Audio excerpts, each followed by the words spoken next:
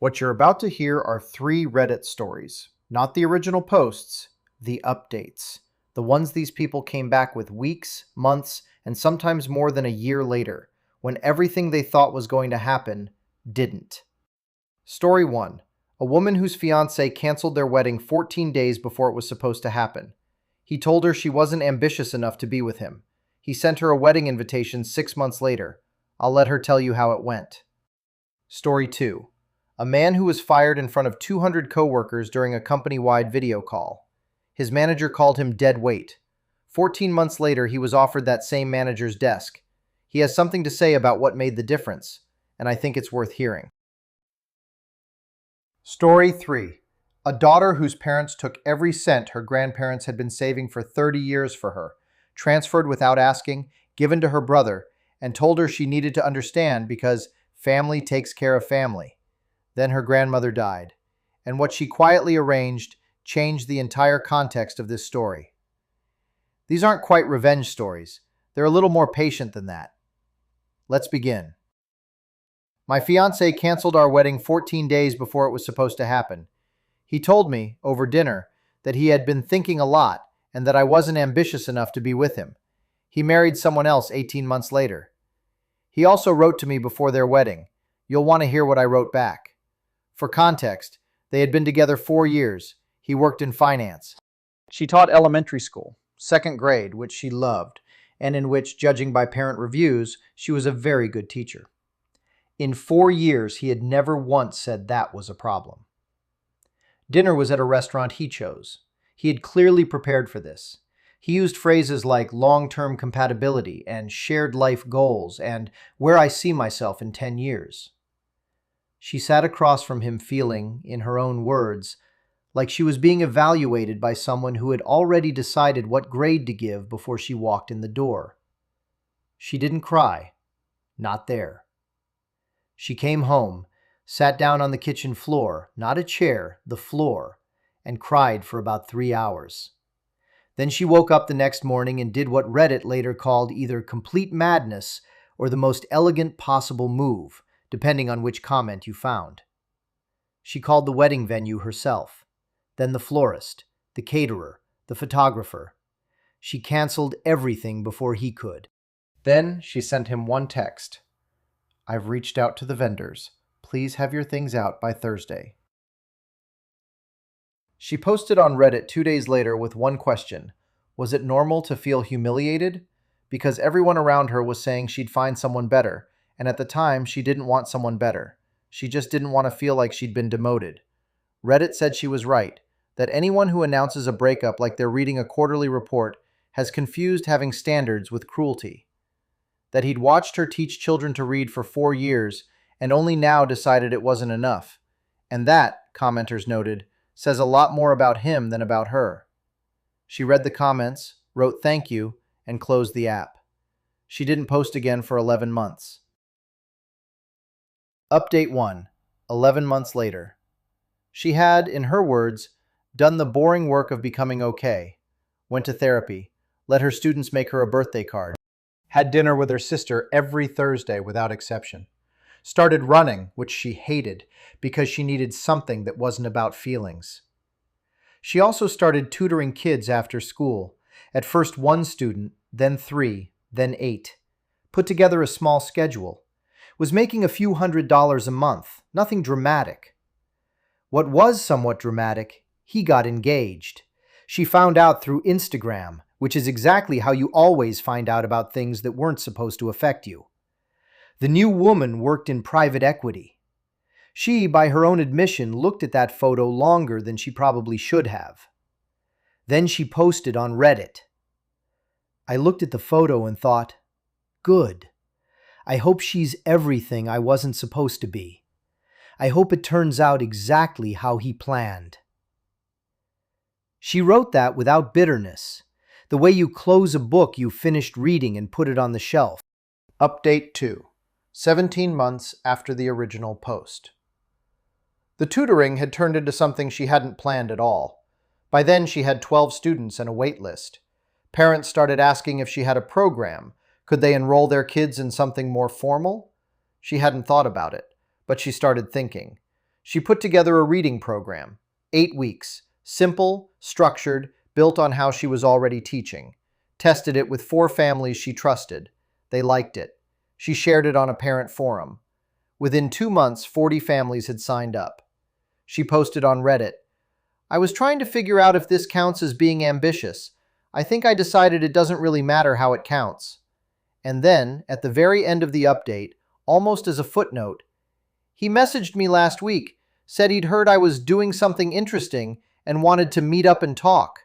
She quoted her reply. 2 words. Reddit's reaction was not restrained.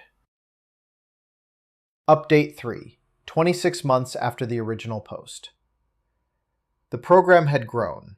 Not into a company, she was clear that scaling wasn't the goal, at least not in the way people mean that word. But she had 15 ongoing families, 2 other teachers she'd trained to run the program, and a small website she'd built herself. Better than I expected, and worse than I'd like, in her words. The final update wasn't about the program. It was about the wedding invitation that appeared in her mailbox on a Tuesday morning. An envelope with a handwritten address, his name in the return address corner. She stood in the doorway and held it for a while. In response to the invitation, she wrote him, "Won't be able to make it," and nothing more.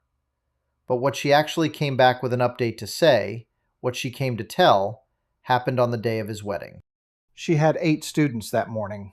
One of them, a 7-year-old named Marcus, read an entire paragraph aloud for the first time, without stopping, without any help. He looked up at her and asked, "Did I do it right?" And she said yes.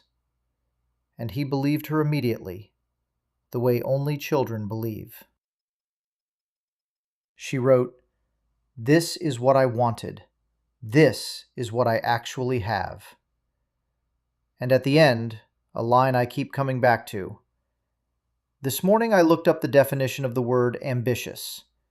One of the definitions says, one who has a strong desire to achieve success or a result. I think Marcus read a paragraph today. I'm going to count that.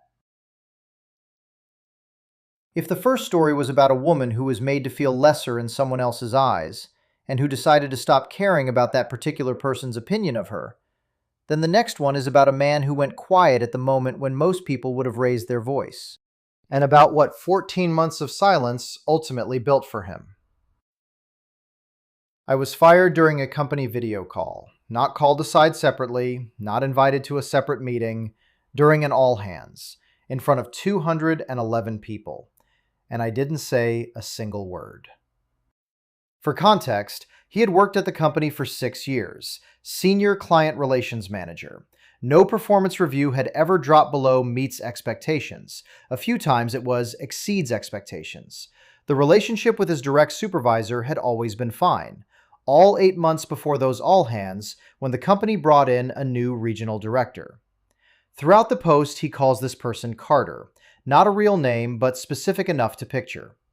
Carter had a management style the author described as management by public spectacle. He liked big meetings. He liked public displays of accountability. He liked, specifically, making examples of people in front of an audience. All-hands meetings were, in other words, his favorite stage. Carter opened the meeting by saying the company was entering a new phase, that certain positions were being optimized, that some participants on the call would be receiving separate notifications. The notification for the author arrived while he was still on the call. A Slack message from HR. He was looking at Carter's face on screen when it appeared in the corner of his field of vision. He read it, stayed on the call, said nothing. He sat there for another 40 minutes with his camera on, microphone muted, and, in his words, a completely still face. Then he closed his laptop, sat in his apartment, and didn't move for a long time.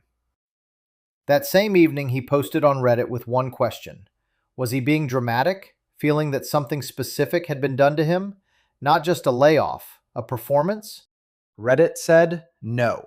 The top comment was clear. Document everything. Post nothing. Let him live in the silence he created.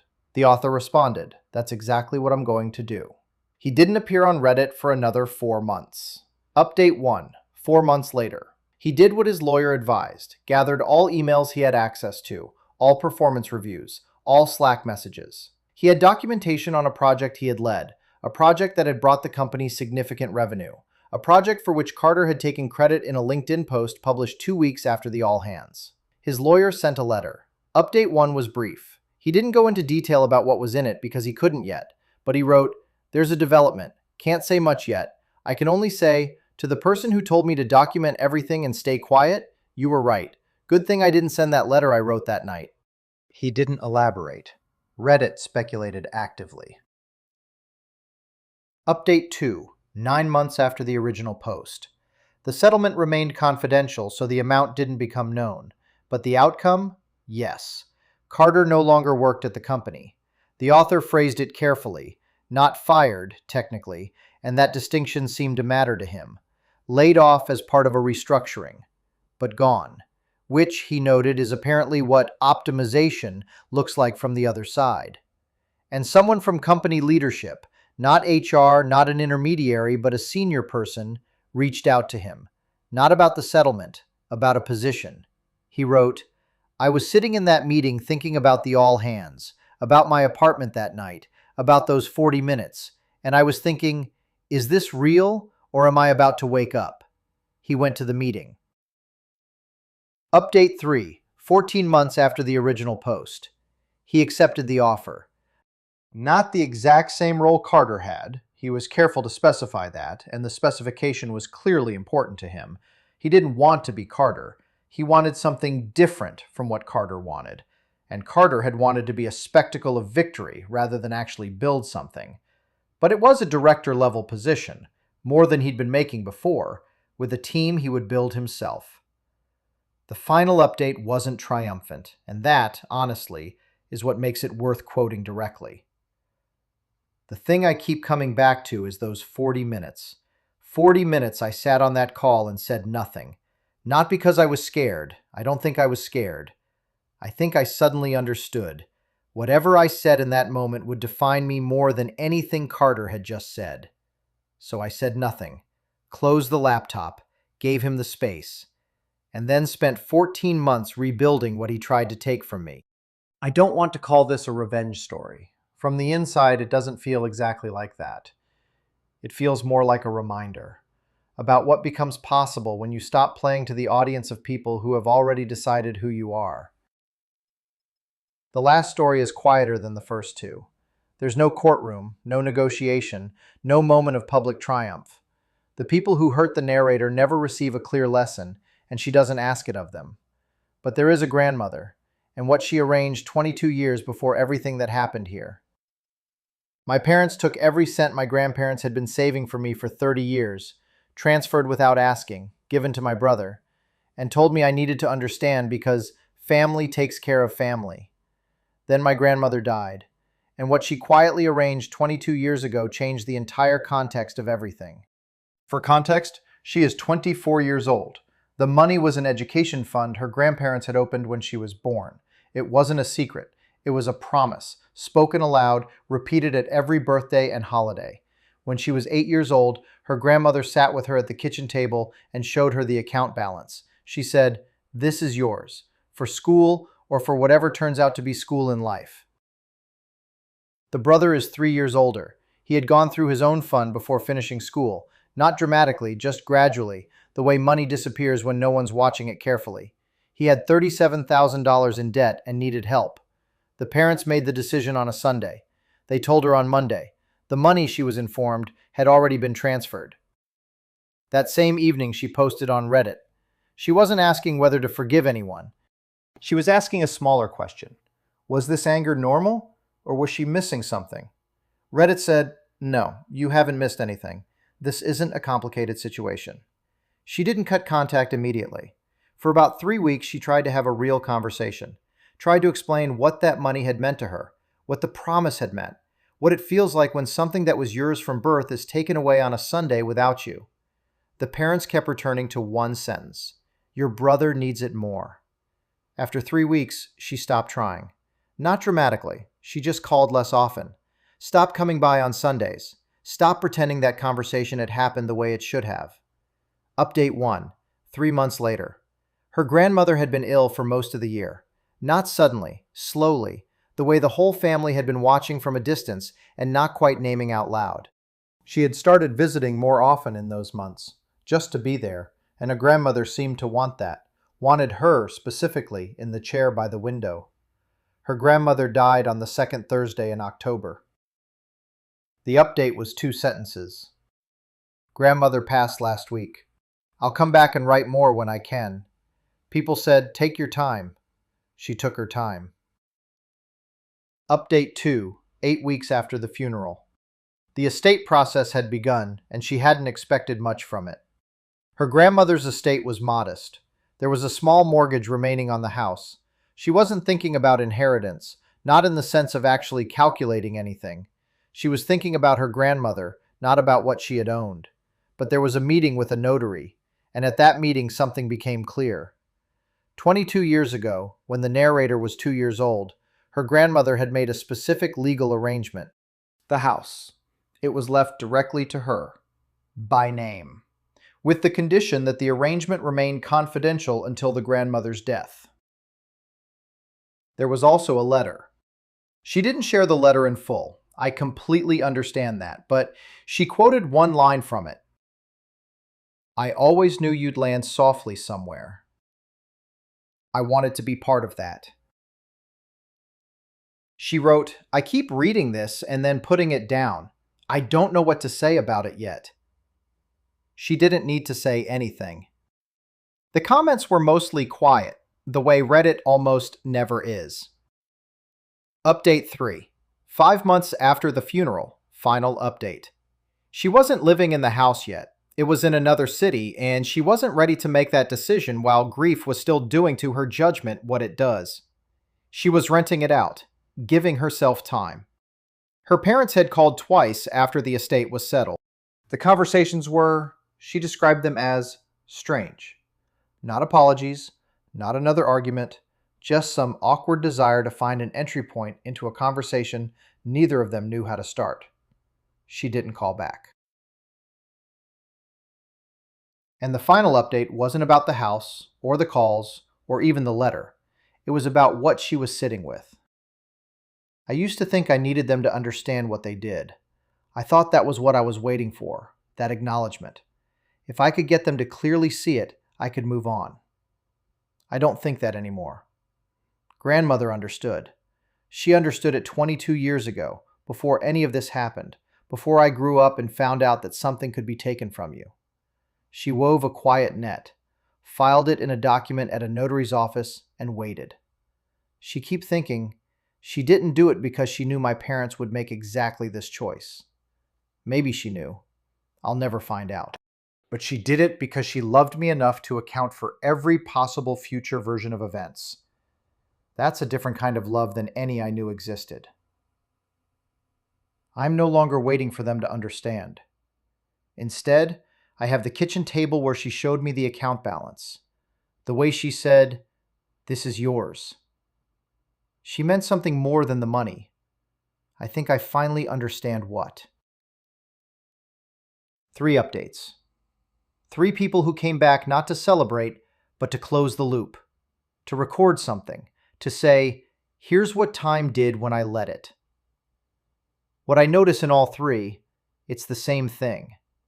None of them fought hardest in the initial moment.